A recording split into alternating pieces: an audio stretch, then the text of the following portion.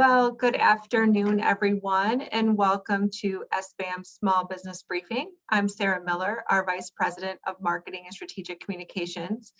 If you're wondering where my co-host Brian Calley is, so am I. No, he's actually really coming in hot today, en route back from a meeting in Detroit.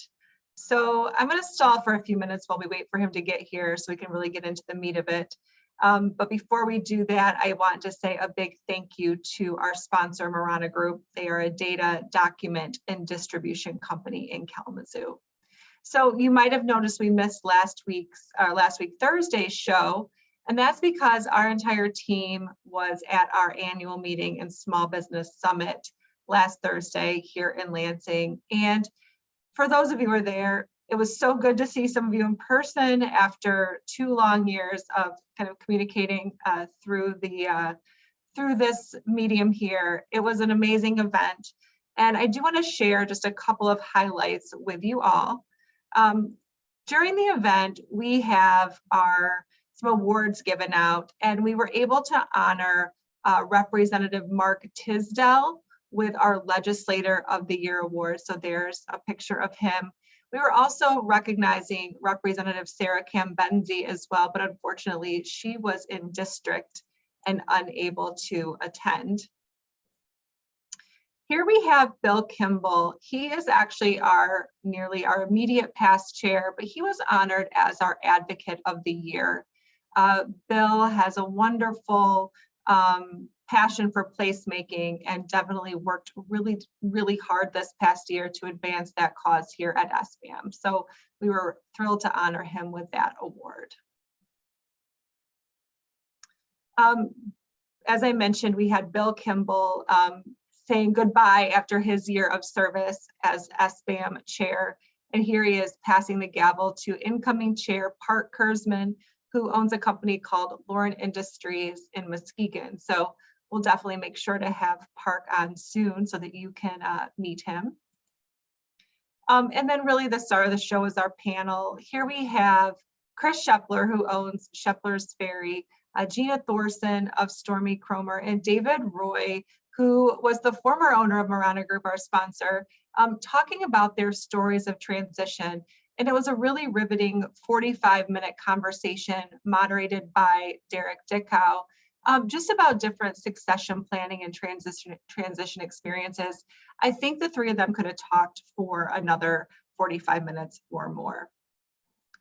And then just a great shot of energy in the room. I see Brian is joining us, so we'll wrap up our slideshow here shortly. But I just want to say thank you to all of you who came. And here's a nice group shot of our elite and VIP members who were enjoying the presentation as well. So it was really great to see a lot of you there, and I think it was a fantastic day. So Brian, you've made it back. Hello there. I said literally coming in hot, probably racing in the door. So I was just giving everybody a little overview of the annual meeting. I don't know if you have any thoughts you wanted to share about Thursday's event. Yeah, what a great event. It was great to see everybody and to have so many new faces in the room and a lot of our old faces as well. But we actually started the day out by inviting all the former board chairs that were still around to come in and had a great time just talking history and where the organization has been and traveled over the last 53 years. And then also to get into the current events. So we recognized Representative Tisdale and Representative Sarah Cambenzi, a Republican and a Democrat, as our 2 legislators of the year for their stellar work in representing small businesses. We had Advocate of the Year, a lifetime lifetime achievement business person of the year, along with the regular program and the transfer of the board from the old chair to the new chair. So a lot of great things. But as you had, as I kind of just tuned in, you're covering that final panel, which was the discussion with our 3 members going through various types of transitions, and what a great conversation. I just looked across the audience. One of the few parts of the program that I was not personally involved in. Hurts my feelings that was the best part, by the way, the part that I wasn't involved in. But anyway, looking at the audience, they were so engrossed in that conversation, such a transparent and an open conversation about the process of transitioning a business from one generation to the next generation. In one case, an outright sale, like an immediate sale, with kind of pulling the plug and being done with the business, and another one that had to do with a sale over the course of with a tail on it for many years, for 3 years anyway. So great insight. I think it was of great value to everybody in the room. So believe it or not, we actually start thinking already about next year. This annual meeting is our biggest meeting of the year, one that we like to put a lot of thought into, but really loved the way that it turned out. I agree. It's a lot of work. I'm heavily involved in much of what happens. So it's always a big sigh of relief when it's over, but also a cause for celebration too. It was a great day. And I've heard from our panelists today that they were getting questions afterward. And so maybe we need to do a follow-up with them here on the briefing over the summer, and kind of continue the conversation. Yeah. So let's get into some of the stories for today. The first is that last week, the Federal Reserve did raise interest rates quite significantly. Yeah, the Federal Reserve raised interest rates by 75 basis points. And this is a very clear signal that the Fed is more concerned now about inflation than they are about recession. I mean, recession is, everybody is increasing the odds that a recession will happen. The only thing worse than a recession is a recession with inflation. And so the aggressive action by the Federal Reserve, which just a month or two ago, they were talking about moving in increments of 50 basis points, that 75 basis points wasn't even on the table in a single move, and yet they did it. And I think that has a lot to do with the fact that the inflation for the previous month was not just worse than expected, but actually beat the previous 40-year record that was set in March. So March, and then it went down a little bit in April, and then May was back up past higher than March. So really concerning in terms of these sustained high costs, and it's across a lot of different sectors, and it averaged at 8.6%. So the fact that the Federal Reserve decided to ratchet up interest rates faster, I think, does a couple of things. First of all, it sends a clear signal that that they're not just concerned about inflation; they're very concerned about inflation. And that, and so it's gone from kind of aloof a year ago to extremely concerned and aggressive action.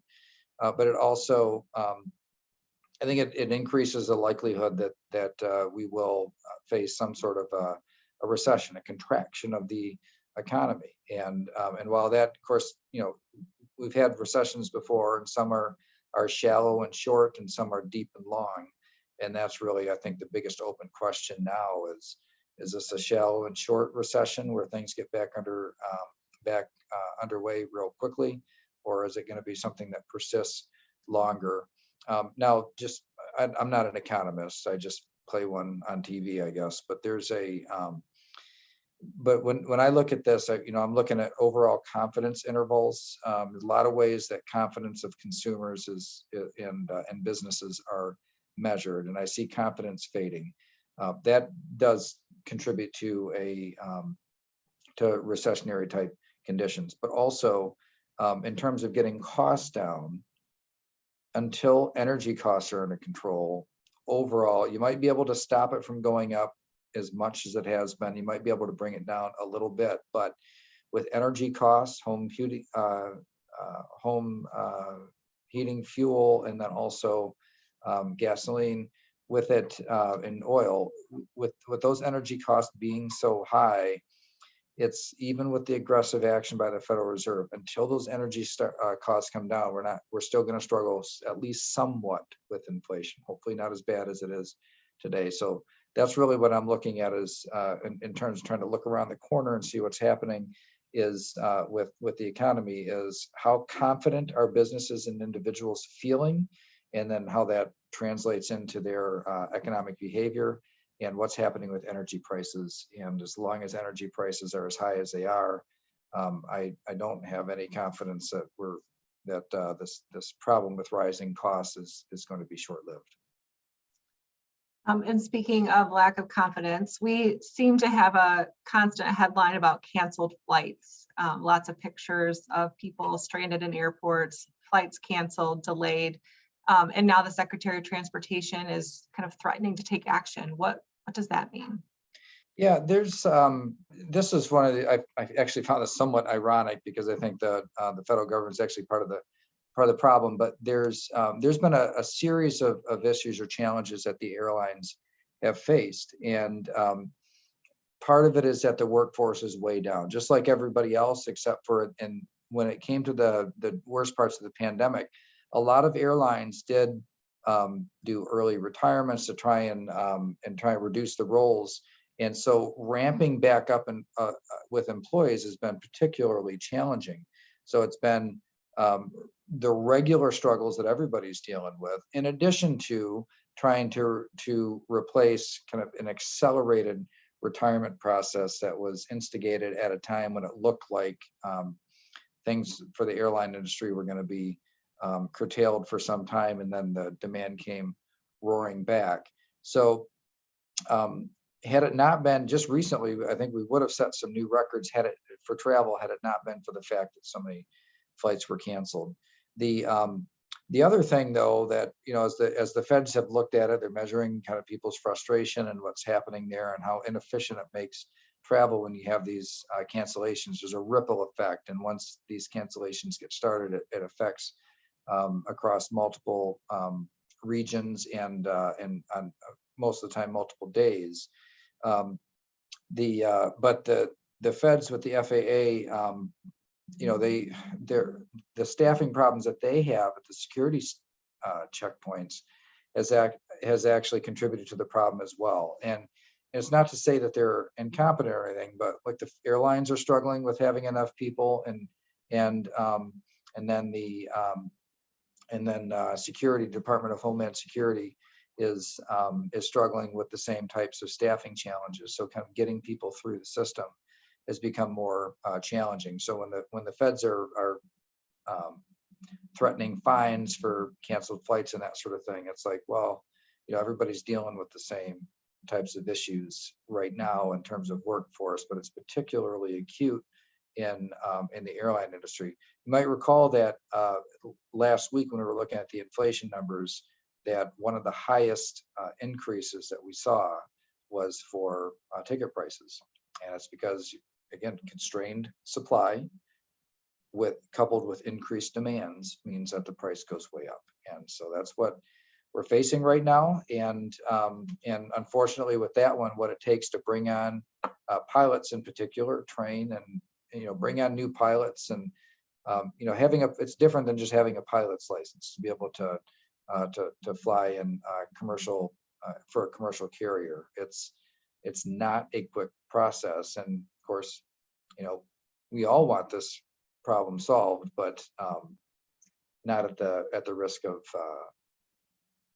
people that don't know what they're doing when it comes to operating aircraft. So it's just going to take some time, and I think we've got another test in front of us, which is the 4th of July, another big travel internationally, big time when U.S. citizens are traveling quite a bit, and we'll see. Actually, I'm going to be doing a little bit of traveling at that point, so maybe I'll report back on whether or not it goes smoothly.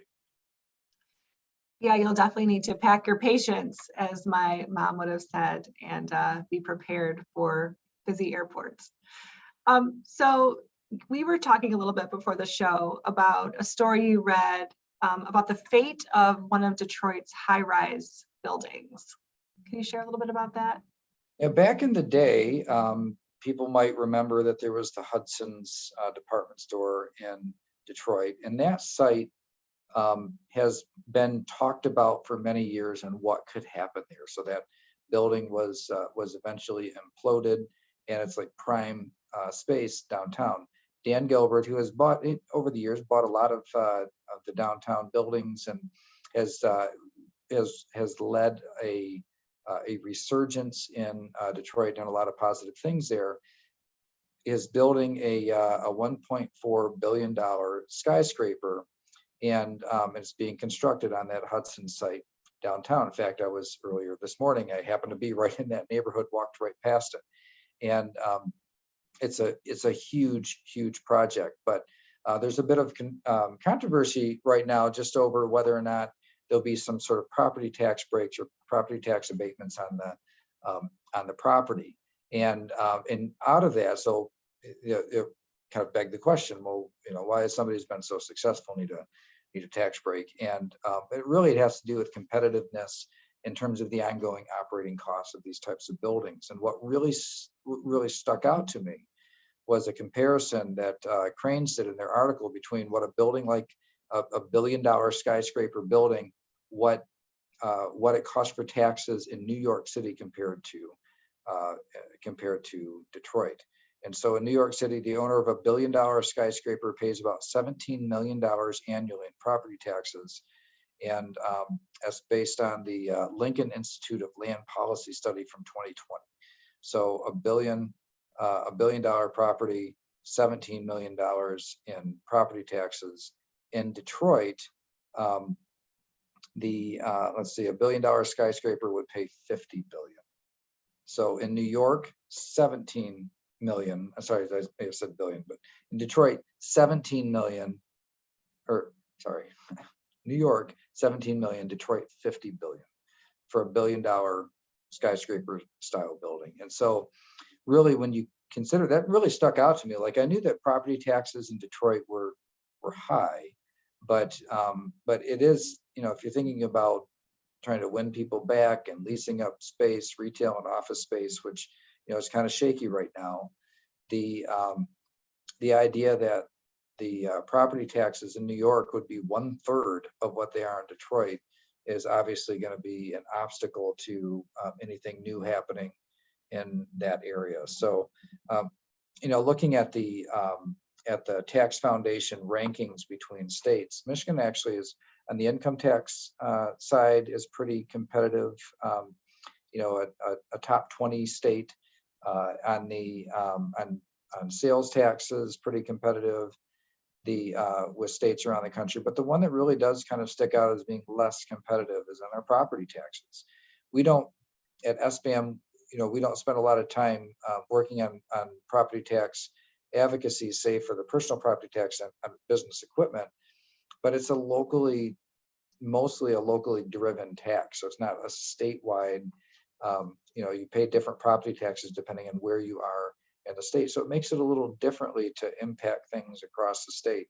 But in our biggest city, in the area where we have, where there's a really big project now at that Hudson site, this request for an abatement came up. But usually when I see abatements, it's an indication that, if that project needs it, it's probably something that's a bigger problem across the whole landscape within that jurisdiction. So we'll keep an eye on the project as it goes up, but specifically this request, and see what we can learn about it and what it might mean in terms of the need for something to change on a more global basis when it comes to our property taxes.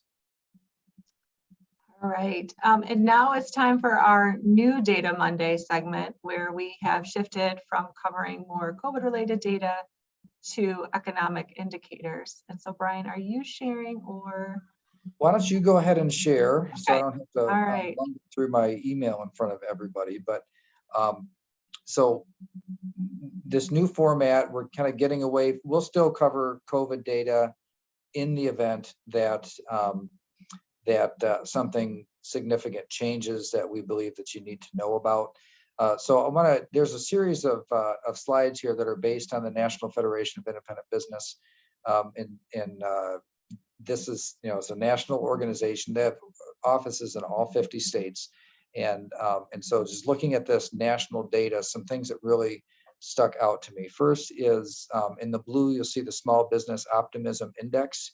And look at the way that has plummeted down in that blue line. And then in the orange line, you see the outlook for general business conditions. And you see that has actually dropped to an all-time low. And when you consider that the type of drop that has that experienced since coming out of the pandemic, that's really quite striking. This is one of those things where, as we look at outlook and what people expect for the future, expectations of tomorrow change behaviors of today, and so seeing a drop this sharp on both the optimism that small businesses are feeling and the outlook that they have for business conditions is really quite concerning. On the next slide, we will there. Okay, and then so this index is a little bit harder to explain the mechanics behind it, but we have the job openings hard to fill. So the difficulty in filling jobs, which is in the blue, you see that it's as high as it's ever been. So there's more struggle to fill jobs right now than what we've seen before. But taking a look at the orange line, you'll see significantly lower in terms of the hiring plans. So so what this tells me about looking at these two lines is that that small businesses are having a hard time hiring people, and so overall the plans are you see the line is jagged, it's going up and down, but generally we see a downward trend, and what that tells me, small businesses are kind of figuring out how to get by with fewer employees. All right. Next one is the small business prices, and we look at this in these are kind of inverted graphs here. And in the blue, you'll see small businesses and experiencing higher prices. And of course, you see that going through the roof. So it's almost everybody now. And then and small businesses, in terms of poor sales being their most important problem, you see that going down. Now, that doesn't necessarily mean that sales aren't a problem. The way they ask this question in their surveys, they ask, is it the single most important problem that you have today? And the answer is no. So it's come down again. It's not that much lower than the all-time low, but it's in that territory. Whereas the rising prices, so obviously the rising prices has become a bigger problem than future sales. All right, and then the compensation index, I found this one to be pretty interesting. So small business compensation index in the blue, you see that's up high, it's gone up very high, as you can see, but it's also leveling off. And then small business compensation plans, you see it's actually going down. And so this is another indication that small businesses are doing what they have to do right now, but an indication that maybe they feel it's unsustainable. So as they are planning for the future, they're not planning to be as aggressive. And at some point, it just becomes unsustainable to keep on pushing costs higher and higher. There is, some businesses have room to move prices, but of course, many don't. And so we see these kind of moving in different directions. One that's still high, but leveling out, and the other one actually coming down when it comes to compensation plans overall by small businesses. Okay. And now looking at the retail sales. So we've got the sales and food services. You see in the blue line that it's kind of leveled off and come down a little bit, and then the bar index, you see that it's slightly negative. This I think is important to show because, well, it's negative. I mean, the idea that there's been such demand for retail food and retail sales and food services, and to see that trailing off a little bit, again, kind of striking, especially when you consider just the overall demand that we perceive is still out there. But when you see the cost of everything going up as much as it is, there has to be give somewhere.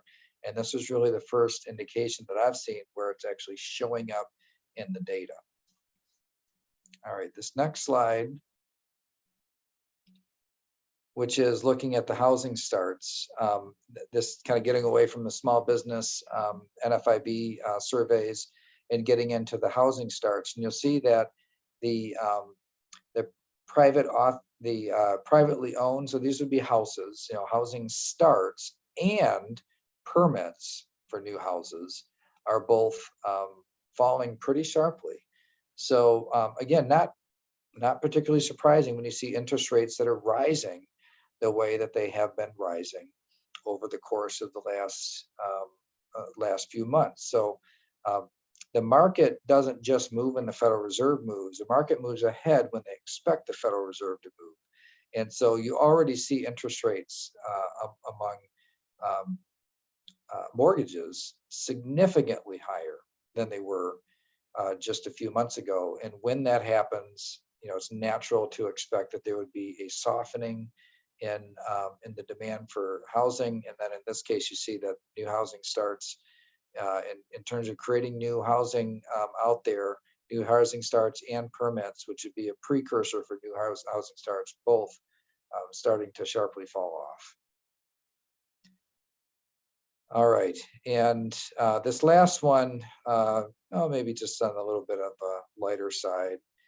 We had our Leadership Council event last week, where we had all the members of our Leadership Council, a couple hundred businesses that got together at High Caliber Karting and Leadership Council member in Lansing, and so they have these indoor electric go-karts that are really, the G-force in these things is really something else. And I thought it was important to show that I won this race. So this was the longer track, and these are all different, people that were part of the Leadership Council that were out on the track there with me. What a great time that we had. And Jordan Munsters, who's been on the briefing before, he has shown, okay, you can take that down now, Sarah. He's been on the briefing before, has advocated in front of the legislature for SBM positions, really highly involved. We had a great time at High Caliber Karting. Also ended up sponsoring our annual meeting as well. So has been quite generous. So we had a lot of fun, and even the ones who didn't win, they look like they had fun too. So winning isn't everything. Is that what you're saying? You can still have fun if you're not number one? I have been told that. I have not recently verified it, but I have been told. Well, I'll tell you, I have an 8-year-old who is chomping at the bit to be 54 inches to participate in the go-karts. So I re-verified that with Jordan last week, that he is still too short, but he is anxiously awaiting that height. So looks like a lot of fun. All right, I think that's almost all we have for you today. Speaking of events, though, I do want to let you all know that we have 2 upcoming owner-to-owner events next week. We'll be in Ann Arbor on June 29th, and then we'll be in Kalamazoo on June 30th. So if you're a small business owner in either of those areas, you can visit our website, learn more. We would love to see you there. We'll be back here on Thursday. Have a great week. See you on Thursday, everybody.